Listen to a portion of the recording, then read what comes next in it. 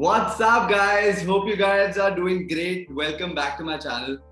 This video is super important and very, very close to me because one of my dearest friends and the person that I've known for the longest period of time is here with me today.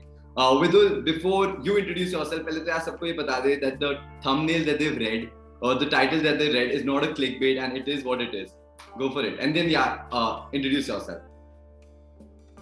For sure. It's not a clickbait. I have worked with D-Show over 3 years, and I guess the package I got was 18.5 lakhs. It's been a journey, and to reconfirm, you can definitely check me out on LinkedIn, and rest you will be rest. Yeah, Vidul, go ahead and introduce yourself also. Okay, so something about me. Kavach and me has had a crazy journey. When he say we've known each other for the longest period, I think it's upward of 20 years. I'm 24 right now.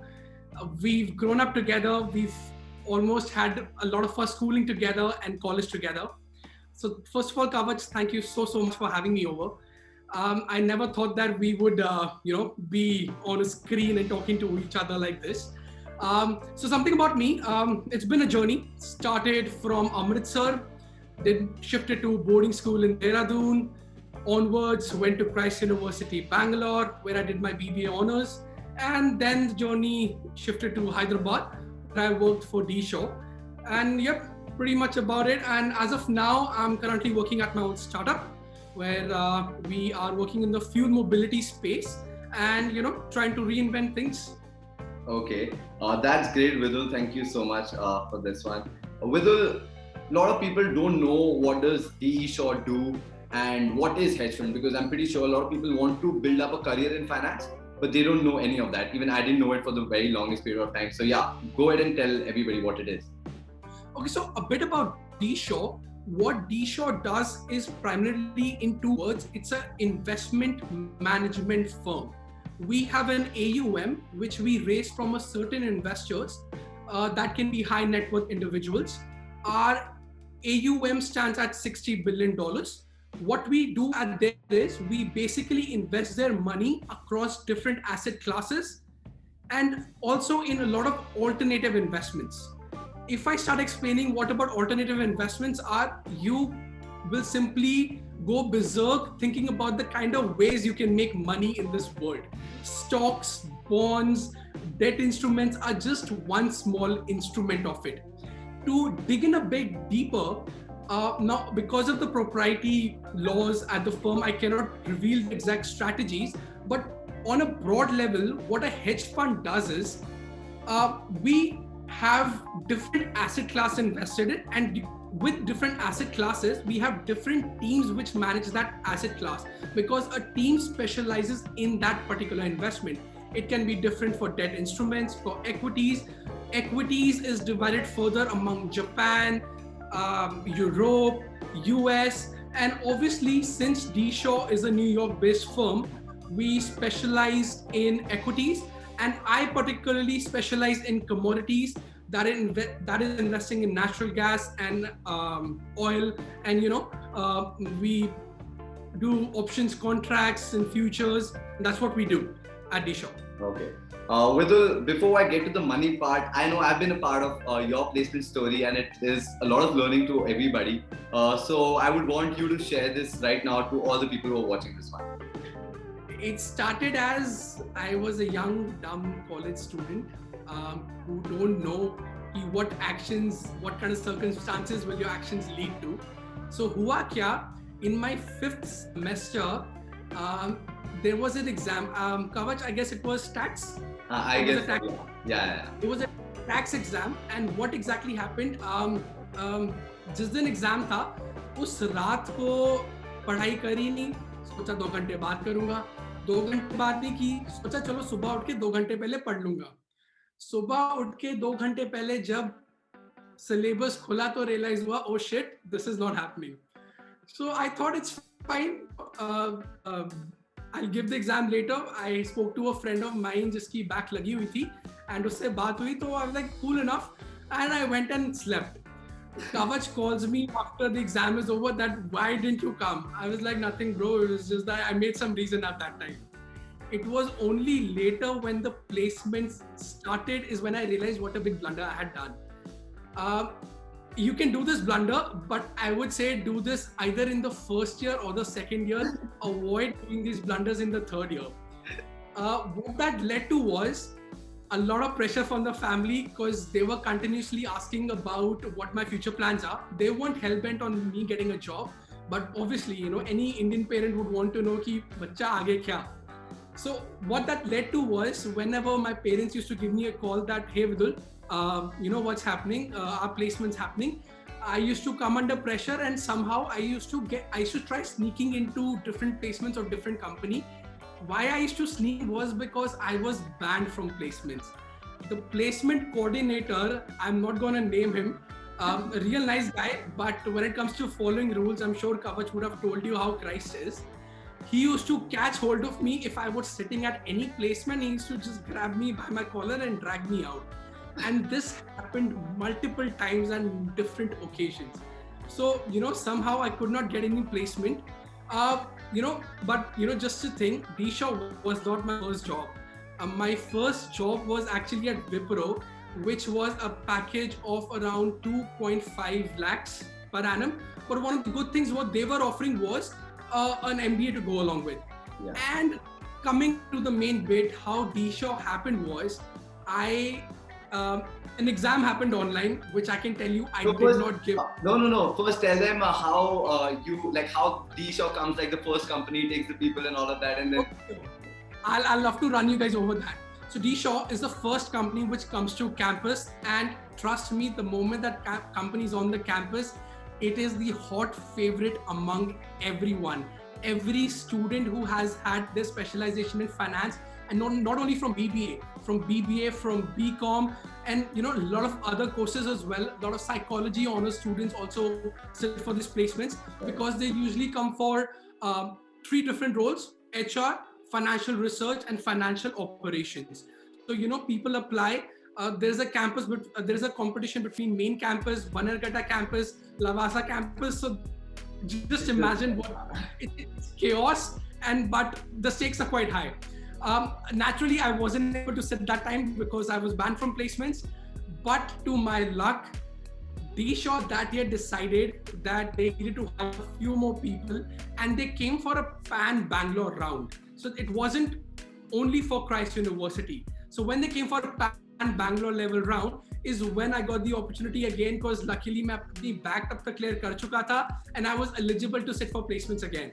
That time what happened, I had given an exam and I didn't give that exam by myself. A friend was sitting behind the camera, and I used to tell him what the question was, and he used to help me out with it. And shout out to the friend. And after that, I didn't hear for D-Shaw for the longest time. In between that time, my family decided to take a vacation. We were traveling to New Zealand and Australia.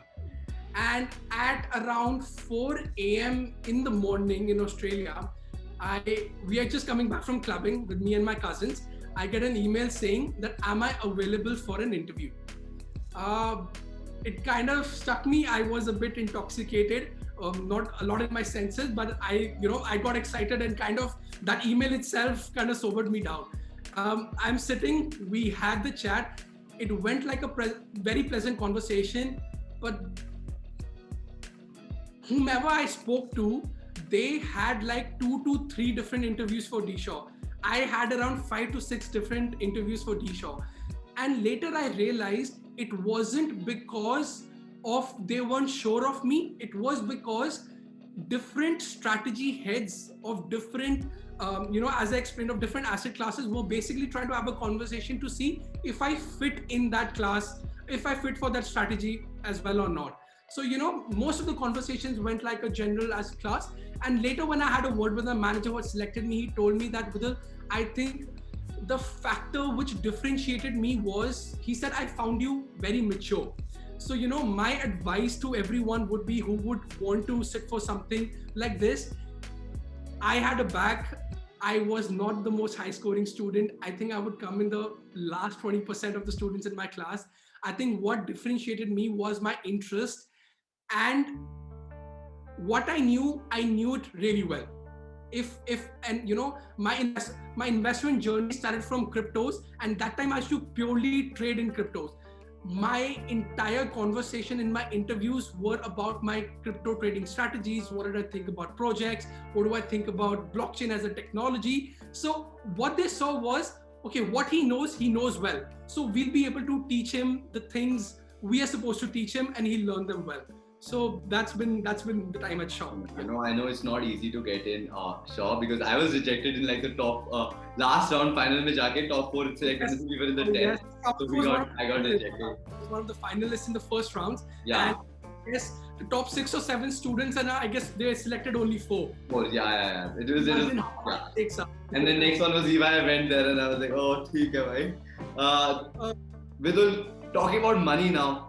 You've got like an 18.5 lakhs per annum package, which is a CTC. So explain that. What all is it? Kitna aata hai? Like how much you get in your hand, in your account, and what are the other perks of it? So explain that very well. So 18.5 comes as the CTC, cost to the company. That includes everything. To start with, the day I joined Shaw, after first month of completion is when I got. Was it the first month of completion? Yes. Or the first month of completion, I got my 1 lakh joining bonus. Right before that, I got a relocation expenses, which I had an upper cap of 25,000. Going forward, I think around 7 to 8 lakhs is what I used to get as my monthly salary in my hand over the span of the year. At the year end, there was a variable bonus, a performance bonus, which was variable, and performance bonus was similar. And then there was a year-end bonus. To top it all, we had these quarterly parties. To top even that, we had these Goa trips, which used to happen annually. So Shaw overall is kind of a place where they treat you really, really, really well. They bombard you with gifts all around the year. They bombard you with parties, with trips, with good money and excellent facilities. That reminds me of a story. I was in Hyderabad. Kavach decided to take a trip down, and during that trip, I decided to sneak Kavach inside the office. And what the first thing we did was we went to the topmost floor of the company, and that particular floor has a gymnasium facing a national park. It has an indoor basketball court, indoor, automated cricket pitches. It has indoor squash. Indoor TT tables, so whatnot. It's fancy level max. So I decided to sneak Kavach in. We played upstairs. We came down. We had the buffet. I swear to God, I'm a Punjabi. I came into D-Shaw. I gained around 6.5 kgs within first, I think 3.5 months. So that's what happens when you get Punjabi unlimited food. And what did Kavach say after having that lunch? Kavach said that I want to go back and I want to sleep. And he didn't go back and sleep back at my place. He went back and slept in the sleeping rooms which the company used to provide. So you can only imagine how the company treats you, while your time at the company. No, I know. It's pretty fancy. I was there and I was like, wow, bhai, ye kya cheez hai? It's insane, absolutely insane. To all those people who are watching this video, and I'm pretty sure a lot of them would be very confused, like should they go for a startup or should they go for a fancy establishment like Shaw, and even like good companies such as like Eva and all of those. What would you suggest them to do? Okay, so I think my advice would be a bit biased. Reason being, because I've had the experience of currently working at a startup, and I've had the experience of working at D-Shaw for 3 years as well. Something to point out there, it's each to its own. Reason being, what your goals are after your graduation is. Do you see yourself climbing the corporate ladder, or do you see yourself upping your skill game, adding 1 or 2 skills every year, refining yourself as a person, and actually being your own boss? When I finished D-Shaw, now that I'm running my startup, I still work as an analyst at my startup, even though what I'm supposed to take care is of everything. Because working 3 years at a company really changes the way you think. it sort of creates a gap between what, how you work at a system.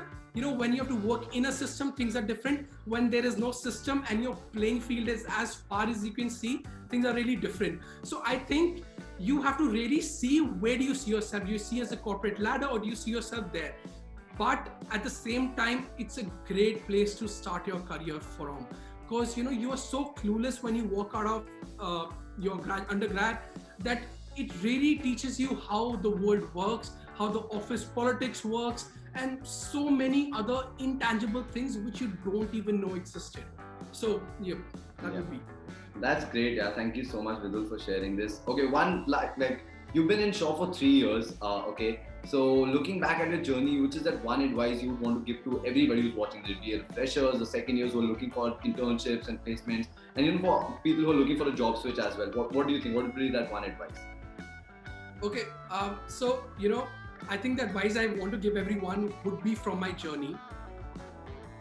There is something common in all of us, in Kavach, in me, in anyone who's watching this video. We want to be at a place which is better than where we are right now. We want to be successful individuals. We want to be wealthy individuals. These are small aspects of a very wholesome life. I think one advice I have for everyone would be, you will not be able to reach where you want to reach by just renting out your time. By renting out your time means what you do at a particular job. You work for someone, you're renting out your time to them. I think until you own the equity, by equity I mean ownership, until you have equity in the thing you are working towards, you won't be able to exactly achieve what you're looking to achieve. So when you have equity in the thing you're putting your heart and soul to, I think the results which you achieve through that is something unimaginable, even to me and to some of the people I've seen them who've done it. So I think that would be my advice. This was heavy, Vidul. This one, I think this needs like an afterthought to actually sit back and think about. But thank you so much, first of all, for doing this. It means a lot. Thank you for giving us this time. I'm pretty sure this video is going to be helpful for each and everybody. And thank you so much, everyone, for watching this video. At the end, I would ask Vidul to do that fancy thing that all YouTubers ask everybody to do. Like, share, subscribe. Bol de, bro. Like and subscribe, guys. Thank you so much. Yeah, thank you so much, guys. Thank you so much for watching. Bye-bye, Vidul. Take care. Bye.